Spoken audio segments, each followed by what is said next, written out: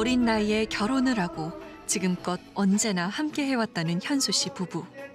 세상에 둘도 없는 친구였던 그들은 12년이란 시간을 함께 지나오며 그렇게 엄마가 되었고 아빠가 되었습니다.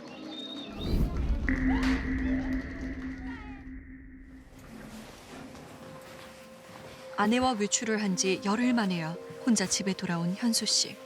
그날은 부부가 함께한 마지막 외출이 되고 말았습니다.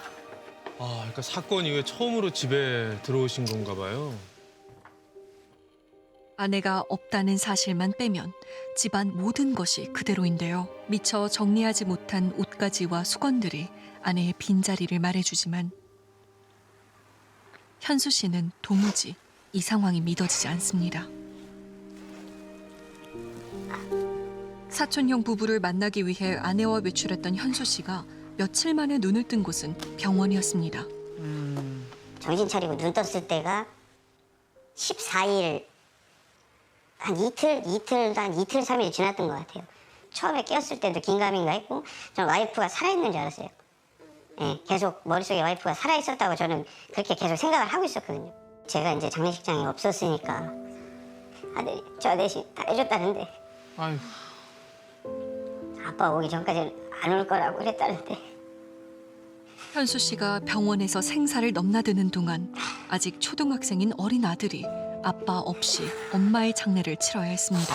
한 50대 남성이 일면식도 없는 부부 두 쌍에게 흉기를 휘둘러서 아내 2명이 숨지고 남편들도 다쳤습니다.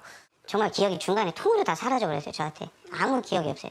그 날에 대해서 기억나는 거는 고깃집에서 노래방 넘어와서 노래방 안에서 즐겁게 논 거기까지. 그날 식당을 찾은 현수 씨 부부의 모습이 CCTV에 남아 있었는데요.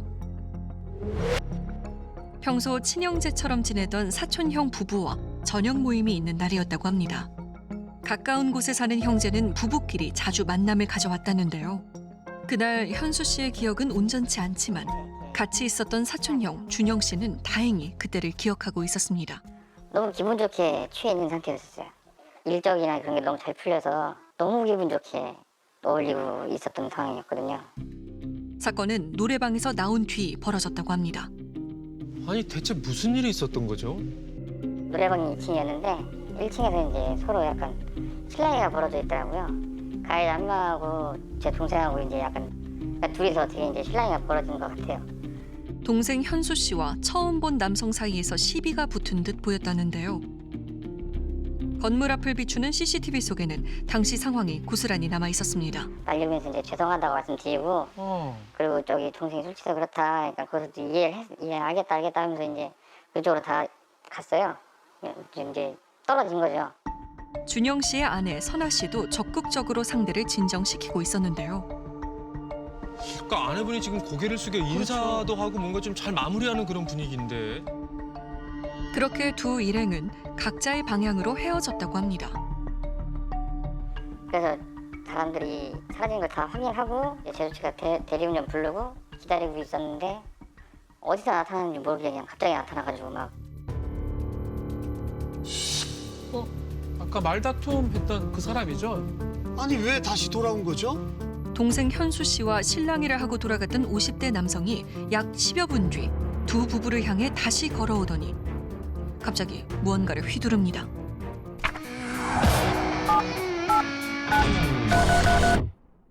뭐 하는 거야 왜? 지금? 뭐야? 아이고 와가지고 제일 처음에 동생을 이제 복부를 찌르고 우리 와이프가 그걸 말리려고 다가서는 찰나에 와이프가 가슴을 찌르고 찌르는 걸 살을 피해가지고 제가 팔 맞은 거거든요. 칼을 들고 돌아왔군요. 그때 제가 뒤에 넘어졌어요. 넘어졌는데 저한테 와가지고 저 배를 찔리려고 또 이렇게 위에서 이렇게 제가 이제 약간 여기 가격하고 그러는 그 몇 초 사이에 이제 와이프 데리고 뒤쪽으로 도망가는데 그 도망간 걸 그 가해자가 쫓아가서 찔린 거예요. 가해자는 이미 상처를 입고 도망치는 부부를 끝까지 쫓아가 또 칼로 찌른 겁니다. 아유. 왜 그러는 거예요? 정말 어디서 나타났는지도 모르게 나타나가지고 무감각인 상태로 그냥 당하다 보니까 끔찍했던 그날의 흔적. 준영 씨는 가해자가 휘두른 칼에 팔을 찔렸습니다. 제일 처음 공격을 받은 동생 현수 씨는 깊게 찔린 흉기에 장기까지 손상되면서 생명이 위급했다는데요. 큰 수술 끝에 다행히 목숨은 건졌지만 같이 도망치던 아내 은주 씨는 출혈이 심해 병원에 도착하기도 전에 이미 숨지고 말았습니다. 항상 자신보다 가족을 먼저 생각하던 아내 은주 씨. 오늘 왔더니 택배가 와 있는데 와이프가 저한테 마지막 선물을 줬나 봐요. 아유. 맨날 옷 못 입는다고 저한테 그랬었거든요. 형의 아내 역시 가해자에게 가슴을 흉기로 찔리고 현장에서 죽음을 맞아야 했습니다. 부검 결과를 들었는데 처음 찔릴 때부터 심장 칼이 닿아서 아유. 그 자리에서 심정지가 왔다고 하더라고요. 하루아침에 아내를 잃어버린 이 현실이 아직도 실감이 나지 않습니다. 동서지간이지만 유별나게 사이가 좋았던 선아 씨와 은주 씨. 서로 자매처럼 의지하며 지내던 두 사람은 같은 날 가족들 곁을 떠나고 말았습니다. 아직 어린 아이들은 하루아침에 엄마를 잃었습니다. 대체 두 가족은 왜 이런 비극을 맞아야 했던 걸까요? 사촌 사이인 부부 두 쌍에게 흉기 난동 살인 사건으로 세상에 알려진 두 아내의 죽음. 50대 가해자 김 씨는 왜 이런 끔찍한 범행을 벌인 걸까요? 피해자분들한테 하실 말씀 없으세요? 범행이 일어난 날 가해자 김 씨의 흔적을 쫓던 제작진은 그날 그가 저녁을 먹은 식당을 찾을 수 있었습니다. 어느 정도 마시는지 기억나세요? 가해자. 서너 명이 와가지고 자기 와이프하고 와서 자기 친구가 누가 와서 식사하면서 그냥 반주로 먹고 나갔어요. 안주로 먹고. 네. 식당에서 술을 마신 후 노래방으로 자리를 옮겼다는 김 씨. 그는 평소에도 지인들과 술 마시는 것을 즐겼다고 합니다. 술버릇이 좀 나쁘긴 나빠요. 평소에도. 술 먹으면 시비 올라가고. 10년 전부터 또 우리 친구들도 술 먹으면 외차만 하고 거리를 돌아. 사고가 날 줄 알았는데 이렇게 날 줄 몰랐지. 우린 사건 당일 김 씨와 술자리를 함께했던 한 지인을 만날 수 있었습니다.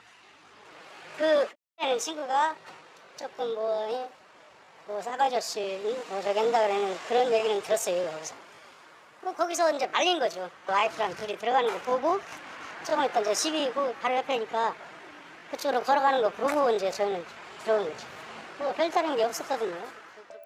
당시 신랑의 상황을 지켜봤던 지인의 말에 의하면 서로 흥분한 순간은 분명 있었지만 양쪽의 중재로 일행 모두 서로 사과도 하고 별 탈 없이 헤어졌다는 겁니다. 그런데 김 씨는 귀가를 하는 듯 하더니 집 앞에 세워진 자신의 차량 안에 있던 칼을 챙겨 돌아왔던 겁니다.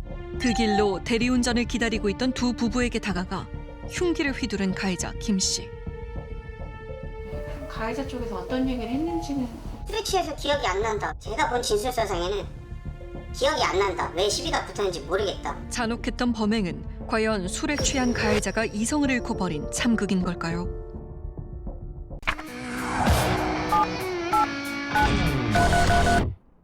그런데 범행 장면이 담긴 CCTV를 분석한 전문가는 영상 안에 몇 가지 주목할 만한 장면들이 있다고 합니다. 보세요 이거. 예. 불 붙이는 거잖아요. 불 없으니까 불 붙여주잖아요. 지금 한 입으로 담배를 물고 이렇게 붙일 정도인데 저게 정신이 없다고 한다는 거는 좀 말이 안 되죠. 네, 칼은 손에 없어요. 손이 펴져 있잖아요. 그러네. 흥분해서 칼을 들고 온 것이 아니라 칼을 숨기고 다가온 뒤 주머니에서 칼을 꺼내 기습적으로 공격한 겁니다. 아. 이게 고의성이 다분한 거죠. 주머니에서 손이 나오자마자 찌르잖아요. 나오자마자 이렇게 뭔가 행동을 하기 때문에 뭐 칼을 들고 이렇게 위협하는 행동들이 없어요. 만약 칼을 들고 위협을 하고 있으면 여기 사람 다 도망갔을 거예요. 아니 지금 피해자가 휘두른 가방을 피하는데요? 술이 어느 정도 취하더라도 이 반응이 느리기 때문에 뭔가 날라오면 피하는 게 좀 쉽지가 않아요. 근데 지금 이거 완전히 뭐 가방 던지는데도 지금 자세를 낮춰서 보면은 왼손을 계속 담배를 들고 있어요. 지금 담배 꽁초 발로 끈 거죠, 지금. 이 장면을 전체적으로 봤을 때 가해자가 뭐 내가 술을 취해서 기억을 못하고 있다라고 한다는 거는 영상하고 맞진 않는 것 같아요. 그의 진짜 범행 동기는 무엇일까? 우린 사건 장소가 찍힌 도로의 CCTV 영상들을 모두 확보해서 살펴봤습니다. 우리가 주목한 건 가해자 김 씨의 추격전이었습니다. 도망가는 현수 씨 부부를 뒤쫓아가는 김 씨는 부부가 방향을 바꿔 달아날 때마다 끈질기게 따라 붙었습니다. 이야. 200m가량의 거리를 칼을 든 가해자를 피해 이리저리 뛰어다녔지만 다시 칼에 찔리고만 하네. 집요하게 쫓아오는 가해자를 따돌리기 위해 부부는 다른 방향으로 흩어집니다. 그리고 현수 씨는 범인을 자신 쪽으로 유도해 보는데요. 그런데 발걸음을 멈춘 김 씨가 잠시 고민하더니 현수 씨가 아닌 아내 은주 씨를 뒤따라갑니다. 어딘가 들어가죠. 차 불빛이 있으니까 들어갔어. 어느 정차된 차량에 몸을 숨긴 듯 보이는 아내. 그곳에선 무슨 일이 벌어졌던 걸까요? 동네를 수소문해 그 시각 그곳에 차를 세운 차주를 찾아보기로 했습니다. 그리고 탐문 끝에 그날 현장에 있었던 차주를 만날 수 있었습니다. 오. 목격자는 사건 현장 인근에서 가게를 운영하는 한 씨였습니다. 그날 가게 문을 닫고 나오는 아내를 차 안에서 잠시 기다리고 있었다고 합니다. 여자분이 살려주세요 살려주세요 막 소리 지르면서 다가오는 걸 봤는데 어느새 내 차 뒷좌석을 탔더라고요. 그냥 차에서도 계속 혼잣말로 살려주세요 살려주세요 하는데 나는 쫓기는 줄만 알았어요. 칼은 맞은 줄은 몰랐어요. 갑자기 한 씨의 차에 뛰어들어 운전석 뒷좌석에 몸을 숨겼다는 피해자. 곧바로 쫓아온 김 씨는 과격하게 뒷문을 열려고 했지만 문은 잠긴 뒤였습니다. 칼을 들은 거를 보았고 또 격분하면 또 나까지 찔릴 수도 있고 하니까 창문을 이만큼 열고 내가 얘기했어요. 뭔 일인지 몰라도 좀 진정하면 안 되는가. 그런데 그 순간 가해자가 보인 행동을 한 씨는 잊을 수 없었다는데요. 아는지라 여기 바닥이 좁잖아요. 아는 아이니까 후배니까 목내 인사를 하더라고요. 아이고. 흉기를 들고 끔찍한 범행을 저지르다가 동네 선배에겐 정중하게 인사를 했다는 가해자. 그런 그가 다시 은주 씨를 향해 입에 담을 수 없는 말들을 내뱉기 시작했다고 합니다. 그 유리를 통해서 막 욕을 엄청나게 하더라고요. 가혹하게 얘기를 했어요. 야, ***나. 그러니까 조등이를 함부로 놀리고 다니지 말아야지. ***나. 왜 죽을 짓을 해? 그 얘기를 하더라고요. 아직도 한 씨의 차량 안에는 미처 지우지 못한 은주 씨의 흔적이 남아 있었습니다. 사건 발생 약 6분이 지난 후에야 경찰이 도착합니다. 김 씨는 경찰차가 보이자 들고 있던 칼을 버린 후 두 손을 들고 당당하게 먼저 경찰에게 다가갔습니다. 그는 심폐소생술을 하는 피해자 옆에 앉아 담배를 피우는 뻔뻔함도 보였습니다. 재빠르게 응급 조치를 받지 못한 은주 씨와 선아 씨는 현장에서 모두 사망하고 말았습니다.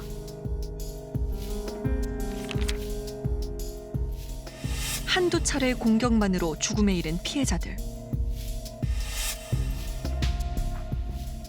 우린 특전사 출신 전문가에게 김 씨의 범행 수법에 대한 생각을 물었습니다. 3cm 들어간 거는 진짜 있는 힘껏 힘을 주고 찔렀다는 거예요. 피해자들은 모두 옆구리와 가슴 부위에 공격을 받았는데요. 형 역시 가슴과 목 공격을 방어하려다 칼에 팔을 찔렸습니다. 그런데 피해자들의 치명상 부위를 살펴본 전문가는 의문을 제기합니다. 모두 대표적인 급소라는 겁니다. 그리고 내려와서 심장, 그리고 옆구리, 간. 보통 일반인들은 그 칼을 손에 쥐어줬을 때 이렇게 그냥 정직하게 잡고 앞으로만 찌르려고 해요. 우발적인 거면 바로 복부나 그 배꼽 쪽 이쪽을 많이 찌르죠. 무기를 다룰 줄 아는 것으로 보이는 가해자는 특히 여성들에게 강한 분노를 드러내며 치명상을 입혔습니다. 그는 평소에도 지인들이 불편할 정도로 여성에 대해 왜곡된 발언들을 일삼아왔다고 하는데요. 그 사고 나기 전에 이틀 전에 무슨 이제 TV를 보는데 여기서 뭐 여자들 어떻게 나올 거 아니에요. 근데 너 다 죽여버려야 된다고. 사실 뭐 자식 키우는 입장에서는 당황스럽지. 이번 사건은 술김에 벌어진 우발적 범행이 아닐 수도 있습니다. 마치 피해자를 사냥하듯이 쫓아가서 분풀이를 하는 장면들이 나오는데 피해자가 여성입니다. 시비 다툼이 있었던 거는 남성이었거든요. 본인에게 모욕감을 주었고 창피를 주었기 때문에 그래서 나는 복수를 하겠다.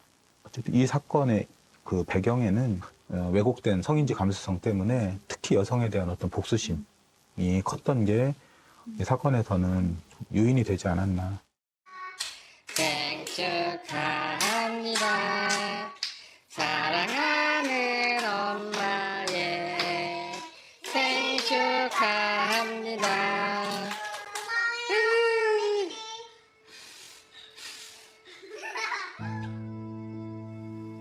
너무 착했어요. 어떻게?